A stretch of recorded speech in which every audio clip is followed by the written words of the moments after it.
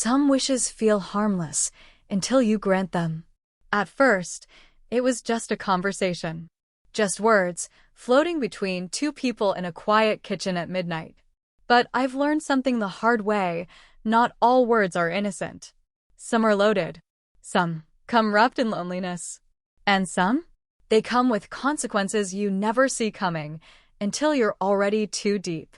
He looked at me with those same eyes I'd seen for years. Eyes that used to ask for bedtime stories, for one more cookie, for a ride to the park.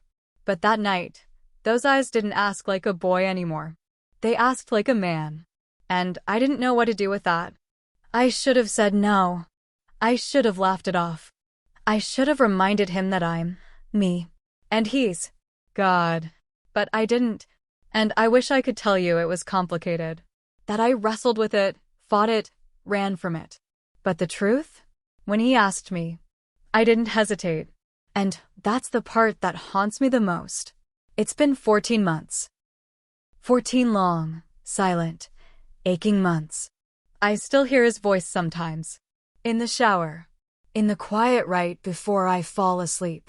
In the way I hold my coffee cup like he used to when he stayed up late studying in the living room. It's like he never really left. But he did, and so did I, in a way. People always think infidelity starts with a kiss. Or a lie. Or a moment of weakness. But sometimes, it starts with something way smaller. A wish. A look. A silence that stretches too long. I'm not proud of this story, but it's mine, and I need to tell it before it eats me alive. So, if you're still listening, just know, this isn't about lust, or scandal, or some forbidden fantasy. This is about loneliness, about needing to be seen, about how one quiet moment can split your life in two. Subscribe now to Heartfelt Tales Unfold, because sometimes silence turns into stories too heavy to carry alone. And this one might be heavier than most. I'm 37. Divorced for just over a year. It wasn't a loud ending. No screaming, no slamming doors. It just faded, like color draining from a photo. One day we stopped laughing. Then we stopped touching.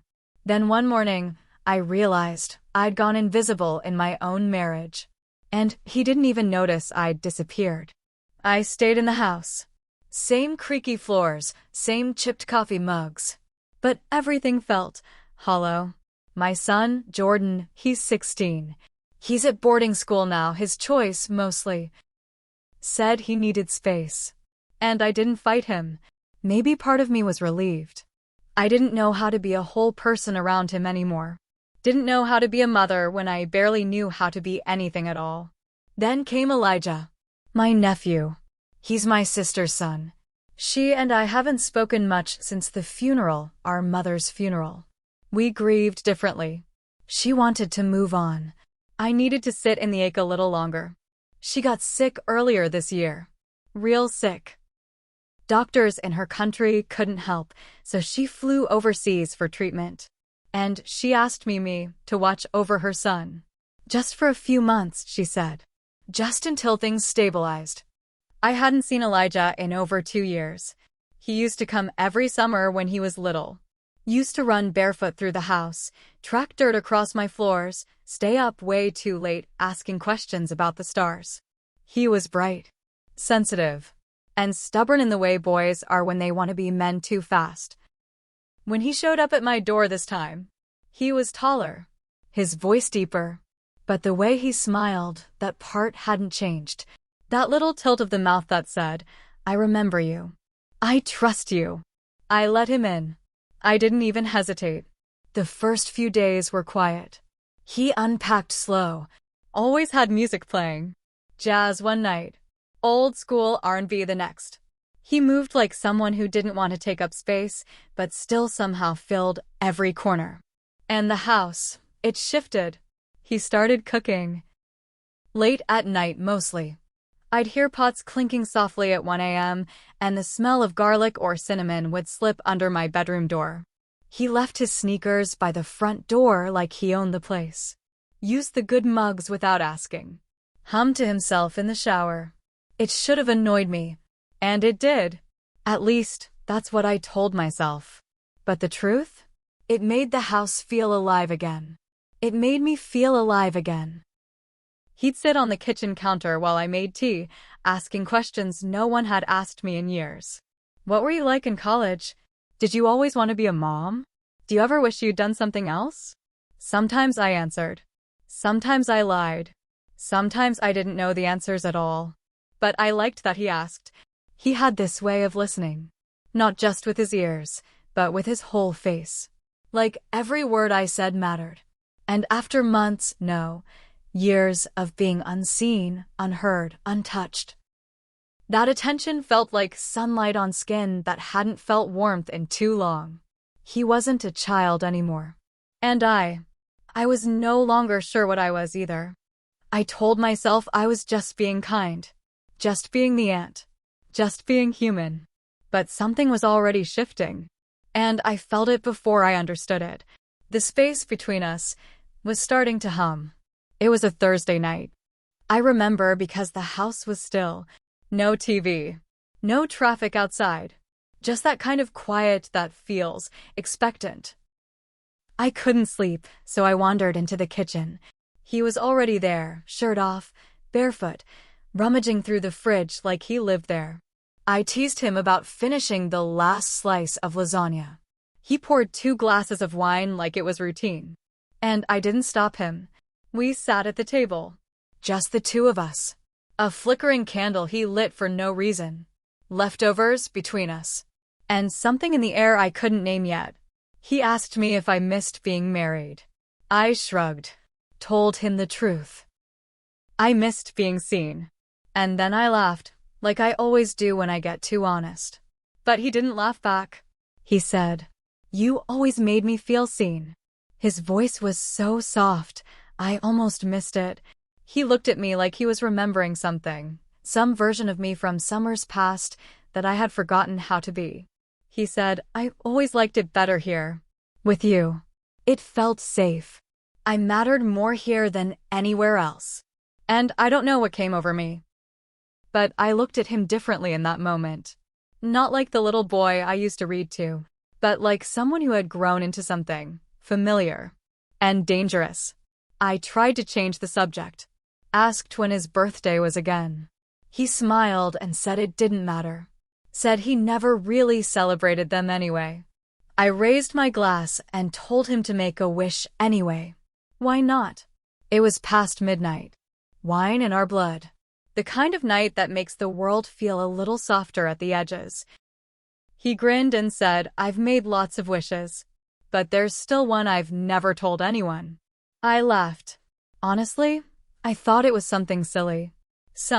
I want to meet Rihanna kind of wish. Or maybe something nostalgic, like riding a motorcycle or skydiving. But when he said it, when the words came out, I didn't laugh anymore.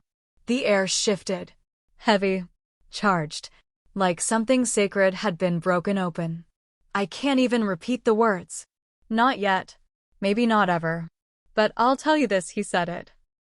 And I froze. Not because it was shocking. Not because I was offended. But because some part of me, the part that hadn't been touched, seen, or wanted in so long, had wanted to hear it. And that scared me more than anything else. After that night, I couldn't sleep. Not really. I'd close my eyes and the words would play again. Over and over. That one sentence. That wish. And the way he looked at me while saying it. Like I already knew. Like some part of me had always known. I'd lie there in the dark, staring at the ceiling, asking myself what it meant. Was he serious? Was it a joke that landed wrong? Was I reading too much into it?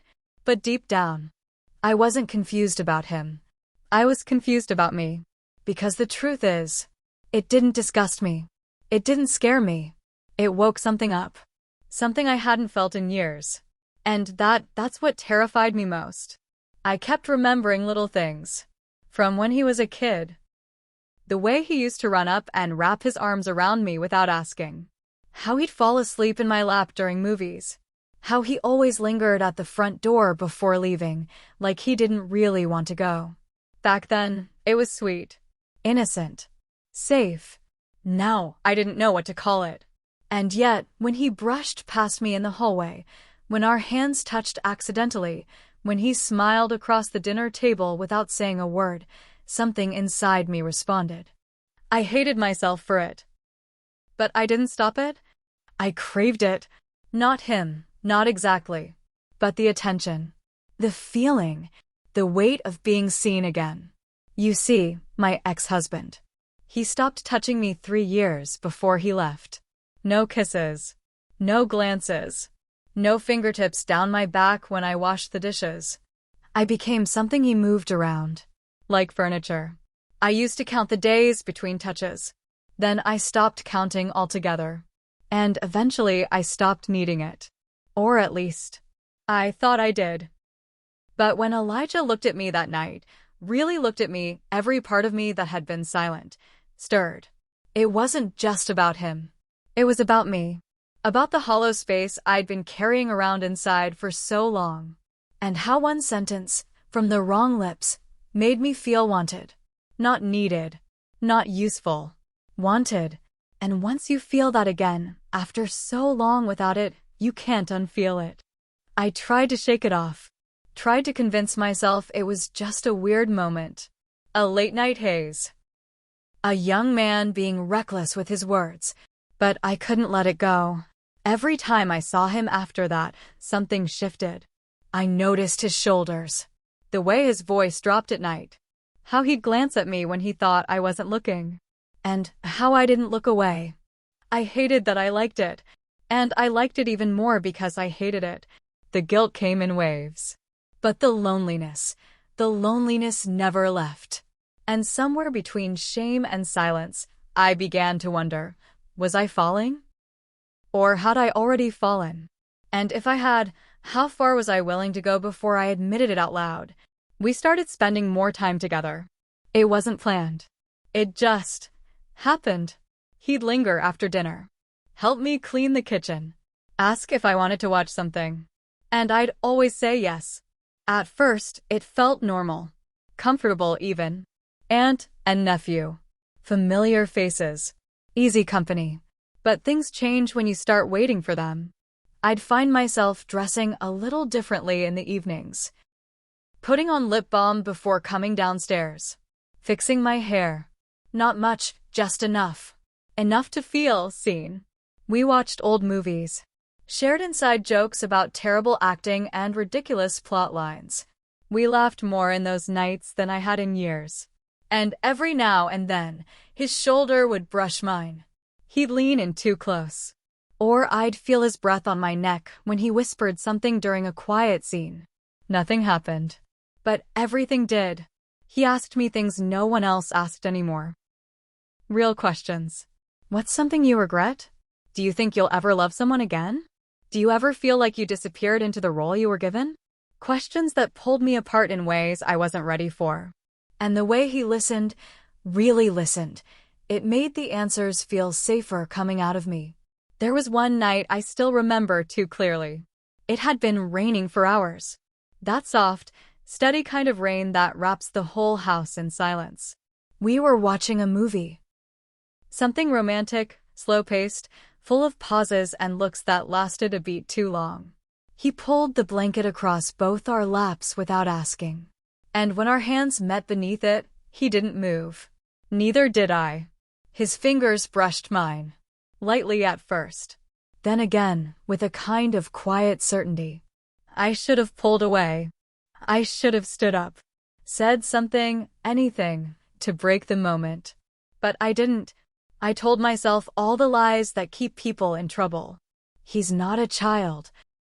He knows what he's doing. He understands me in a way no one else does. I didn't start this. But the truth? I didn't stop it either. Every night, I told myself it was innocent.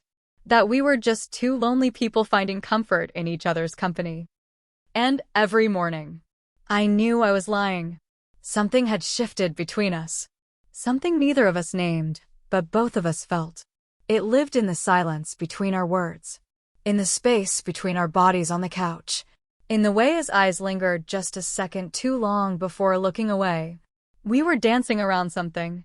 Something dangerous. And I think we both knew it. But once you start feeling alive again, even the wrong things can start to feel right.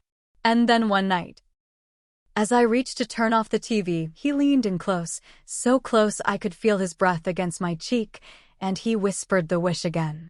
Only this time, I didn't say no. It was a Sunday night. The kind of quiet that sinks deep into the walls.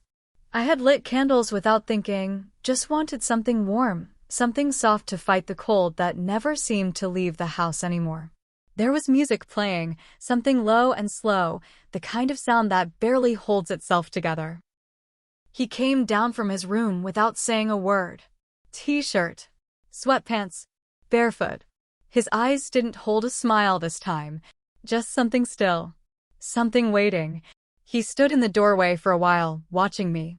And I should have asked him to leave. I should have said it was late. That I was tired.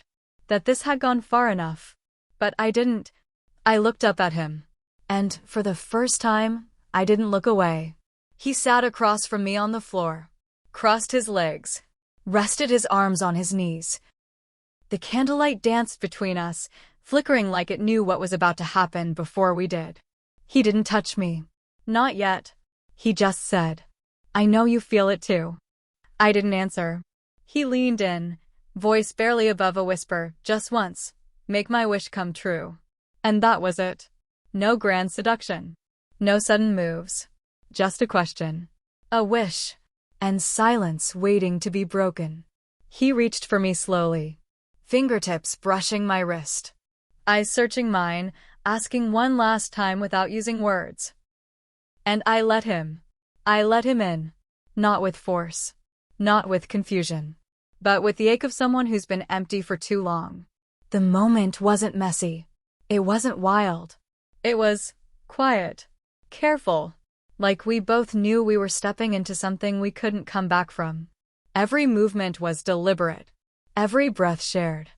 I thought I'd feel guilt crashing over me. I thought I'd want to pull away, scream, run. But I didn't. I wanted to stop. I didn't. Because for the first time in years, I wasn't invisible. I wasn't the forgotten woman in the hallway. I wasn't the ex-wife everyone pitied. I wasn't the mother who no one called. I was wanted. And in that moment, I chose that feeling over everything else. When it was over, we sat there in silence. The room still warm with candlelight. The air so still, it felt like even the walls were holding their breath. He stood up first. Pulled on his shirt. Didn't look at me right away. And when he finally did, he looked at me. But not like before. Not like I hoped. The next morning, the house felt different. Quieter. Colder. Like it knew what had happened, and it was holding its breath too. I came downstairs like always. Made tea. Opened the curtains. Waited to hear his footsteps above me. Waited for him to call out. Waited for the sound of the shower. But nothing came. When he did finally appear, he didn't meet my eyes. Didn't say good morning. Didn't touch the cup of coffee I'd poured for him. He walked right past me. Grabbed his keys. Said something about needing air. And left. Just like that. No trace of the night before. No whisper of what we'd done. I stood in the middle of the kitchen, holding 2 mugs, one for him, one for me, and for the first time, I didn't know which one was mine anymore. He started going out more after that. Late nights. Phone always face down on the table. He stopped eating with me. Stopped sitting near me on the couch. Stopped asking those questions he used to ask, the ones that pulled pieces of me out I didn't even know were still alive. And I tried to act normal. Tried to fill the silence with laundry, errands, small talk about nothing. But everything felt wrong now. The house, the air, even the way the light came in through the windows, it all felt different. Too bright. Too honest. I caught him packing one night. Didn't say a word, just quietly folding his clothes into the same bag he brought with him. He didn't even look surprised to see me standing there. I asked him where he was going. He just said, "I think I've stayed too long." I wanted to ask him why. I wanted to tell him to stay, to talk, to explain, to blame me if that would make it easier. But I didn't say anything, because deep down, I already knew. He left early the next morning, didn't knock on my door, didn't leave the house with the same footsteps he used to. The ones that made the floorboards creak like they were saying goodbye every time he left the room. I found the note on the kitchen table. 2 lines. Thank you for making it real. I'll never ask again. And that was it. No signature. No explanation. Just an ending I had to read twice to believe. After he left, I unraveled. Not all at once. Not in some dramatic way. It was quieter than that. Slower, like water wearing down stone. I stopped playing music in the house. Stopped lighting candles. Stopped cooking anything that took more than 10 minutes. Some days I barely spoke at all. Just moved from one room to another, touching things he'd touched. Opening drawers he used. Sitting in chairs still shaped like him. I kept washing that same wine glass. Over and over. Even though no one was drinking from it anymore. I told myself it was habit. But I think I was waiting for him to walk back in and make the silence make sense. He never did. No one knows. Not my sister. Not my son. Not the friends I don't return calls from anymore. It's a secret I carry alone, tucked beneath my skin, settled in my chest like a second heartbeat I wish I could cut out. Sometimes I wonder if I broke him. If I gave him something he didn't know how to carry.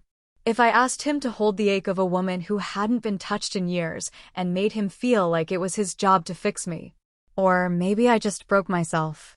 Maybe I was already broken before he even walked through the door. I think about that night often. Not the parts you'd expect, not the touch, not the warmth, not the breath against my collarbone. But the silence after. The stillness. The moment I realized he wasn't looking at me with longing anymore. Just sadness. And now, every time I pass a mirror, I look for that same sadness in myself. Was it love? Or was it just a cry?